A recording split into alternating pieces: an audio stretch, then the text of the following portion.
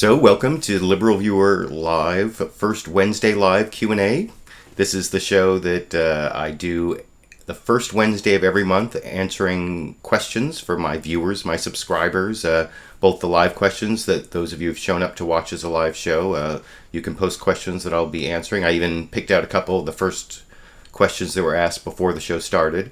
And then also people have posted a couple questions over the past month that I also want to answer, having looked at them beforehand and prepared a little bit of an answer for those. So I'm going to start off with those first. Let me just make sure everything is working here. I've got some of you online here viewing, and so the first question I'm going to show you is from one of the most frequent questioners on the show over the time I've been doing it, Terry Alther, who, from what I understand, is off at college now, and he posted this question. Excuse me, a little sound problem there. He posted this question over on my Facebook page. Question for today, 2012 election throwback, because this is referring to a Colbert video from his super PAC back from the presidential election in 2012, and it refers to an ad that Stephen Colbert made for his super PAC, and I actually I put a link down to that ad on the Colbert Nation website, and I'm going to play you that ad. You can see it right here. Corporations, America's greatest institution. They built this country one job at a time. Mitt Romney says he's for corporations. Corporations are people, my friend. But Mitt Romney has a secret. As head of Bain Capital, he bought companies, carved them up, and got rid of what he couldn't use. If Mitt Romney really believes corporations are people, my friend, then Mitt Romney is a serial killer. He's Mitt the Ripper. If you believe corporations are people, do your duty and protect them. On Saturday, January 21st, stop Mitt the Ripper before he kills again. Americans for a Better Tomorrow are responsible for the content of this advertising. So yeah, there's that Colbert ad. Unfortunately, I wasn't able to hear the ad while it was playing, but I assume that all of you were able to see that super PAC ad. And then let me look at the comments. Let me see, make sure that we're a little bit behind me there. But then back to Terry Alther's question, based on that ad, he asks, they argue that Mitt is a serial killer because of his record at Bain Capital. I know this will sound ridiculous, but under corporate personhood, is this ad correct that Mitt Romney is really a serial killer? And of course, no, that's ridiculous. Even in one of my earliest videos I made about corporate personhood, let me see if I can even, is it just corporate free speech, where I took on kind of the red herring of corporate personhood, that corporations aren't completely people. They're treated as people in a legal sense for various purposes. They have some of the rights of people. They also have some of the responsibilities of people. They can be sued for intentional torts, even though a corporation really can't have an intention. You can come up with an intention for intentional torts if, based on the knowledge of the management of the corporation. So that's an important thing for consumers, to be able to sue corporations for intentional torts and treat them as if they were persons. So I'm in favor of that. I hope everyone's in favor of that. But in a lot of ways, like I said in that video, is it just corporate free speech, where I took on the whole corporate personhood red herring. Corporations aren't people. They can't get married. They can't be murdered. They don't have children. They can't be committed as insane. There are all sorts of ways that they are not people and can't be treated as people. But in some ways, we want to treat them as people. And in some ways, we even want to give them some of the rights protected by the Bill of Rights. You want them to have some freedom from unreasonable searches from the government, just because You incorporate, does that mean that the government should be able to come in and search someplace just because it's owned by a corporation, and corporations all of a sudden aren't persons and don't have rights, and don't have a right to be feel secure in their person, papers, and effects, or whatever it says in the Fourth Amendment to the Constitution? No, I don't think so. So anyway, I kind of ranted a little bit on corporate personhood there, because I think that's kind of a red herring, although you'll see from the next question that I'm going to show you here that someone posted back on the October episode of LiberalViewer First Wednesday Live Q&A, and said this is a question for Q&A November. With the 2014 election being the most expensive midterm election in American history, with nearly $4 billion spent on campaigning, how will there ever be a viable public financing system without an amendment to limit the money spent by corporate interests on campaigning? While you're concerned about unintended consequences of limiting speech, the consequences of not limiting corporate interest on elections seems far greater. And just in that comment there, the use of corporations as the villain there is a way that I think is really oversimplifying. I mean, there's too great of an influence on our political process of rich people, but it's actually more rich people acting as, the Koch brothers. They're not donating money from Koch Industries. They're donating their own money.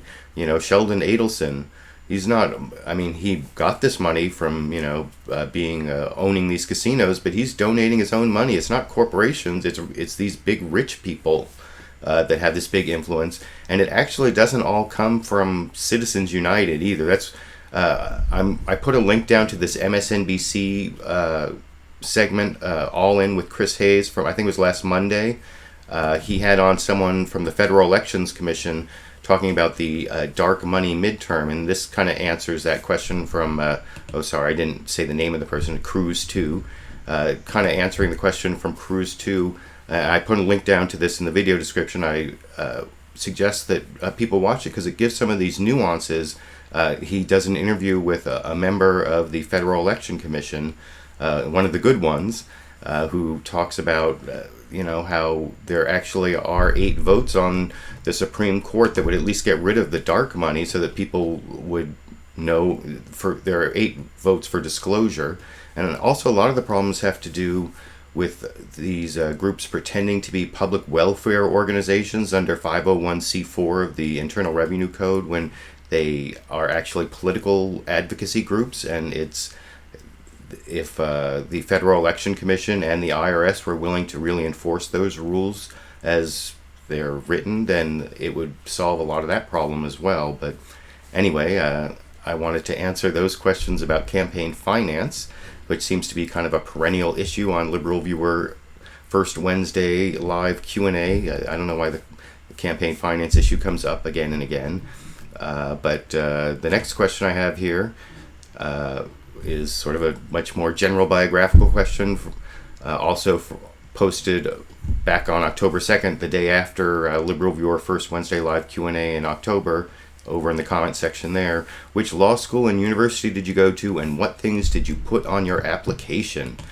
Well, that's kind of a long time ago for me in terms of remembering everything I put on the application, but my undergraduate school was Yale University. I got a history degree.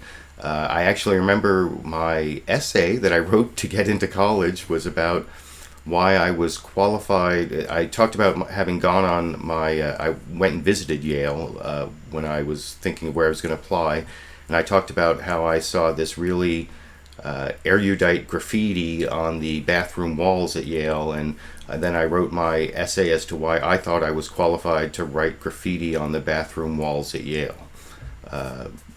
I actually used that same essay for several different colleges I applied to, but I was inspired by the actual graffiti on the bathroom walls at Yale. So Yale was the one it was meant for, and that's actually where I ended up going. So that was my undergraduate school. And then law school, I did my first year at University of San Diego, and then I transferred to Washington University in St. Louis to my last 2 years, and that's where I got my law degree from.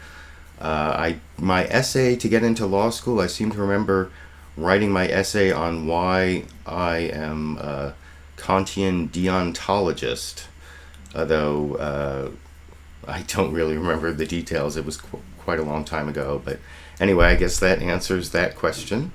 I'm going to, let's see, what was the next question here? Oh, yeah, Frank Church on Twitter actually tweeted to me, "Do you admire Noam Chomsky?" And actually, I don't think I've studied enough Noam Chomsky to be an admirer. Especially his stuff on semantics. That's really dense. I remember trying to read some stuff that he wrote a long time ago and not getting that far in it. But I recently got his book, Manufacturing Consent. I have it over in the bed. I was going to bring it in for the show, but I forgot. Now I can't run over into the other room and get it. But that's a book I've just started rereading that I tried to read a long time ago, and so maybe I can have a better answer for Frank Church.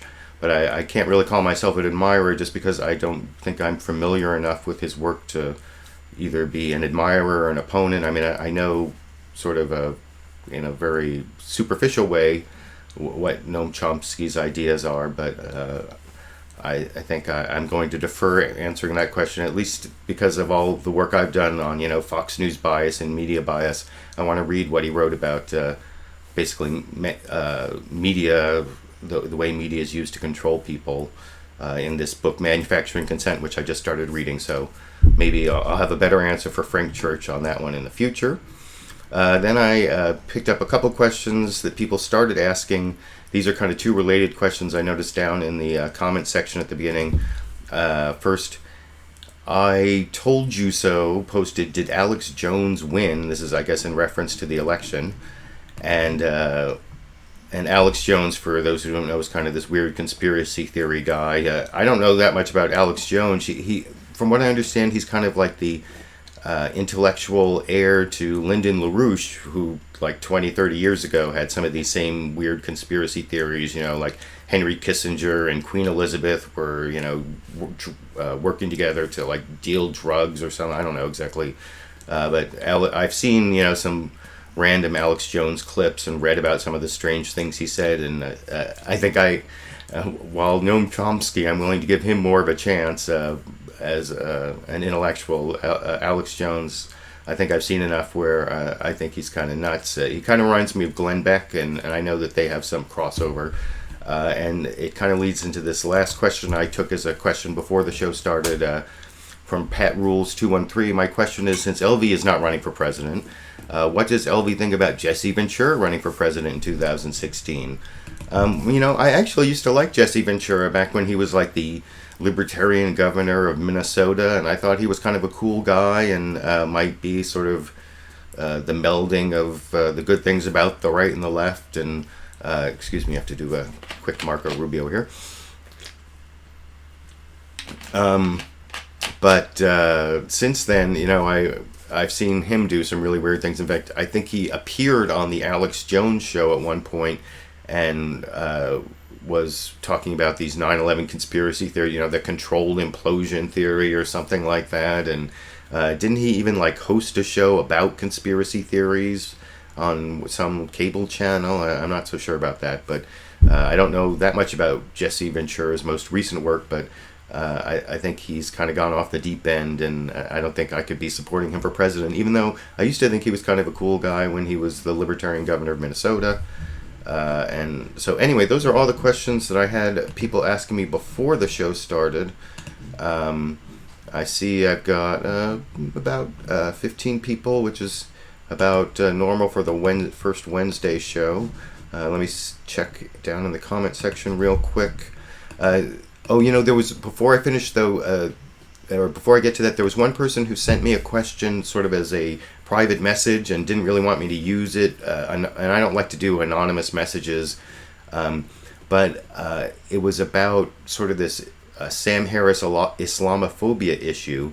And one of the reasons I want to finish up the show real quick is I'm working on 2 videos that should be up in the next few days. First is my excerpt video from the Sunday show. I'm excerpting parts that I think make a comment on the election results last night, and the name of that video, that excerpt video, is going to be election wins mean drug reform sweeping the nation, ? And if you don't believe that I can back that up with things I said on my show last Sunday, well, you should watch the show again, or the whole thing. Well, it's actually 90 minutes. I know a lot of you don't watch the 90-minute show, so that's why I'm going to do this excerpt video, and hopefully I'll have that up in the next 12 hours.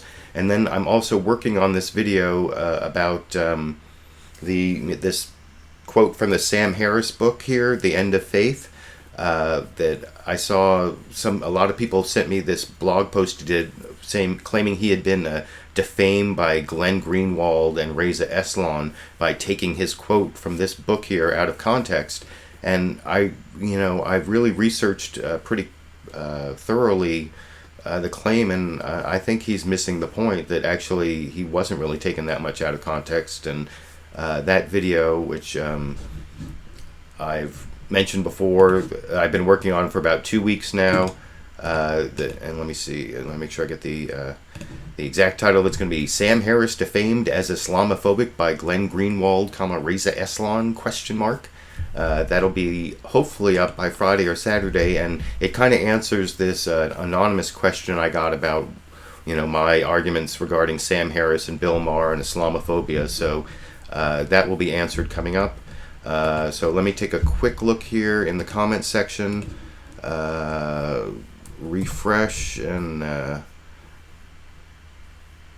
let's see. Jimmy Jazz said, "Why did you choose Yale? Why did I choose history major?" Well, I liked Yale. My older brother had gone there, although no one else in my family had. And when I went there, it just seemed like the people there most clicked with the kind of person I thought I was at the time. And I chose history as my major just because those were the courses that most interest me, and there were a lot of really good history teachers there. And my biggest regret from my college years is that I wasn't that great a student, and I really didn't take advantage of a lot of the opportunities I could have, although I did get something out of it. But Pat's Rules 213 says campaign finance comes up because we need you to change your mind about it. Well, I get that every now and then, but or when the subject comes up, but I'm not so sure that I'm the one who needs to change their mind, because it's something I've studied pretty thoroughly, and in a legal First Amendment way that I don't think a lot of people have studied it. And so maybe it's the other way around, but I'm always willing to keep an open mind, and that's why I'm always willing to keep bringing up the subject and considering people's arguments. But I don't know exactly when I'm going to have another video on that coming up. Anyway, I guess I've been doing the program here for almost 20 minutes, and like I said, I wanted to quickly finish up this show and get to work on this excerpt video so I can have it up in the next 12 hours, and that other video that should be up by Friday or Saturday. Also, if you're in the United States or Canada or Japan or Australia and you're watching this as a recorded show, up in that corner there should be a little eye where you can donate to the channel. You also, if you can find it, my channel page, youtube.com/LiberalViewer, there's a donation button there.